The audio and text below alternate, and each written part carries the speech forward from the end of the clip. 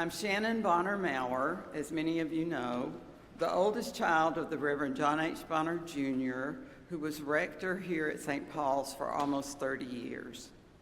On this Sunday, I represent three important parts of St. Paul's as I discuss stewardship with you. On my jacket, I have my St. Paul's membership pin, my 50-year member pin, I'm a lot older than that, and the Legacy Society pin. Let's start with membership at St. Paul's, which my membership will be 70 years in January. On my first Sunday at St. Paul's in 1956, we sat with Alf and Mary Law, who were longtime members of the church, and their two kids, Mary and Christopher.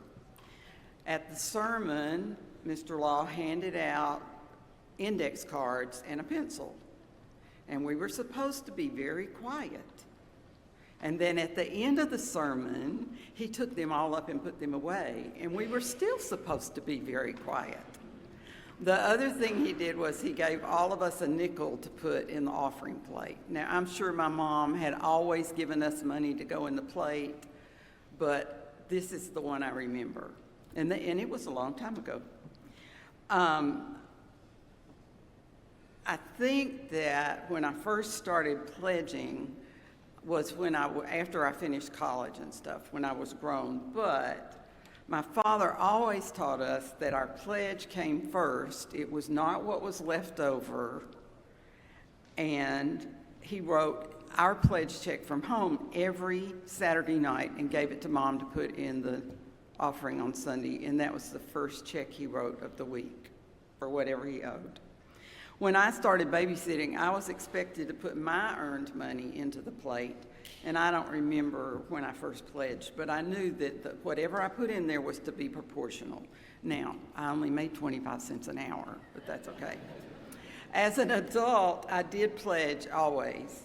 In the beginning, I couldn't pledge 10% because I didn't make much money, but I started out at 5%, and Jody and I aimed for a higher amount whenever we could afford it.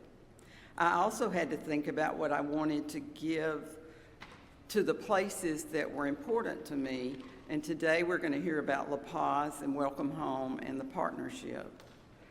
My giving and how I feel about pledging continues to grow.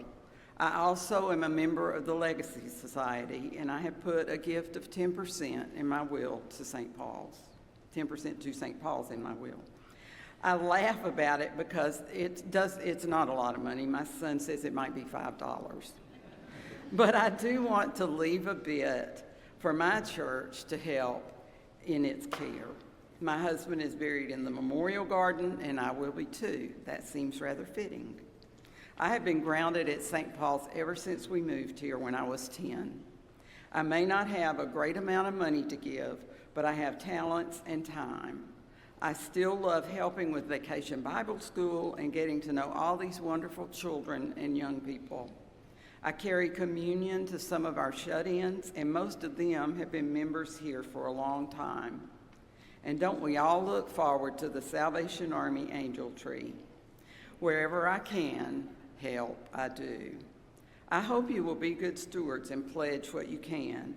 That is the only way we can have the wonderful place where we worship and the staff that takes care of it, and us. We give to many organizations in our Outreach Grants Committee, and we want to keep giving to people in our area, in our diocese, and in our world who need our help. In October, I pledged online as soon as the booklet came out. I will also put my pledge card from the back of the booklet into the plate on November the 16th to be blessed. It is the first thing I do. I guess my daddy's lesson stuck.